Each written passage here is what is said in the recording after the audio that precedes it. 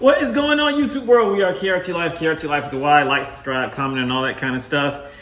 And this video is all about the sad fate of our GX470 and an update on what's going on with it coming up right now.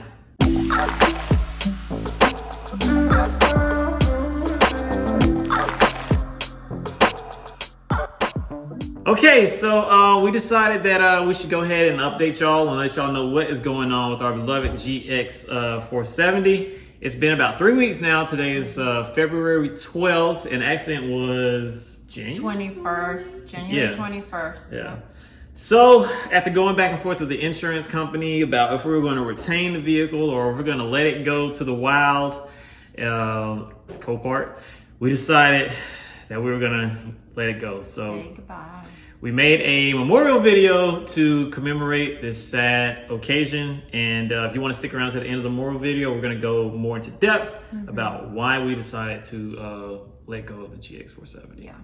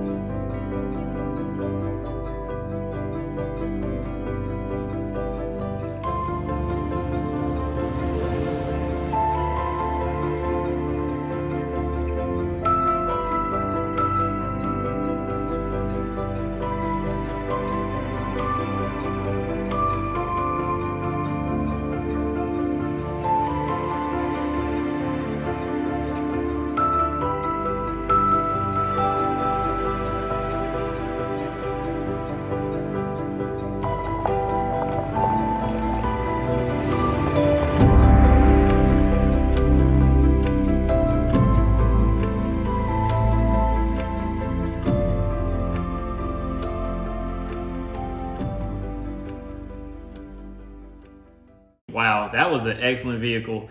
So I guess what we're going to do in this section of the video is talk about why we let go of the car. Yeah, so, just like Reza said, it's been about 3 weeks. It's actually been past 3 weeks. Today is Friday, Thursday, yesterday was 3 weeks exactly since everything happened. And I was going back and forth with the insurance, which is a whole other ball game. And if you guys interested, just, drop the comment and we'll give you some details on how the whole process works during COVID, because that's a whole other thing.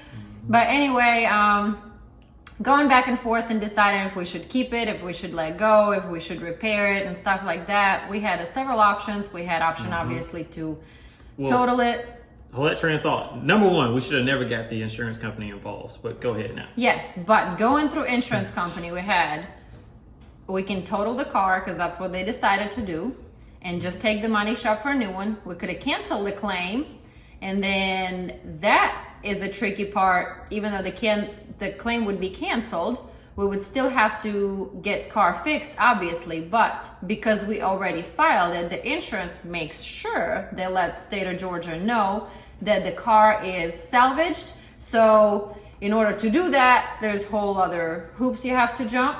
And then the third one, go through insurance and keep it as a salvage title, which what we thought we are going to do. They would, give us the difference in price, and we could use that money to get our car fixed ourselves, which was the plan, because it shouldn't take us much to fix that car at all. It's definitely not totaled by no means, but going that route, the insurance would have to. So here's the chart. Yes.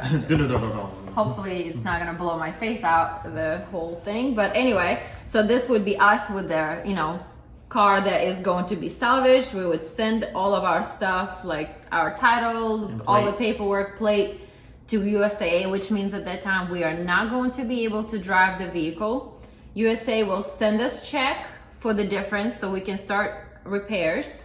Meanwhile, USA will process the paperwork and send it to state of Georgia, where they're going to request to switch our title from clean title to salvage title. When that is processed, done, the state of Georgia will send us the salvage title. I'm trying to lean this so it doesn't reflect. Reflect. So state of Georgia will send us salvage title. When that is done, after we're done with our repairs, we have to schedule an inspection with a state inspector. I don't know how long that takes, but state inspector is supposed to look through the car, make sure everything is correct. They're gonna have to go through everything, the VIN numbers for the parts. You want to go into details? So they'll go through the VIN numbers for the parts, where you get the parts from, how you source the parts, what else? Prices. The prices, the receipts, all that kind of stuff.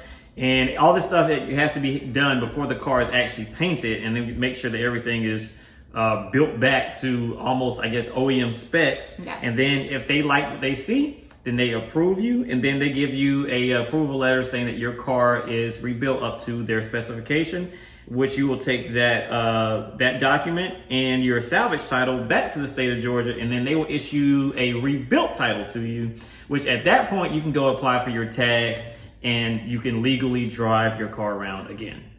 Yes, so all that to say, if you are planning to go through insurance and keep your car in state of Georgia particularly, and you know, rebuild it and all this stuff, insurance works with the state to make sure they force you the way they want you to go. We cannot fix that car in our garage because they're going to require all these additional paperwork pieces that's supposed to be provided to state inspector for him to say, yes, this is safe to drive, and you can go ahead and get rebuilt title. So, and we took most of the front end apart, or all the front end apart, yes, and started bending stuff back and so on and so forth. But we got to what is called the radiator mount, also known as, I guess, the core of the front of the vehicle. And the core was slightly bent, 3/4 of an inch off. And I was like, man, we can't bend this thing back. So that's when I contacted someone I know that's in the business, and he pretty much gave me the breakdown of how everything works. So he was like, you know, had y'all not called the insurance company and had it not been reported to the state of Georgia that this vehicle was in a, you know, quote unquote salvage state, which I still don't understand. yeah, it's ridiculous. It would have cost us about $1,500 to fix the car. But because it had to be inspected before it could be deemed roadworthy by the gods of Georgia, that price goes up substantially, because every single piece that was damaged in the accident would have to be repaired. For, like, for instance, the fender and the hood and the bumper that we didn't even want. We didn't even want the stupid bumper. We were going to go with the metal bumper.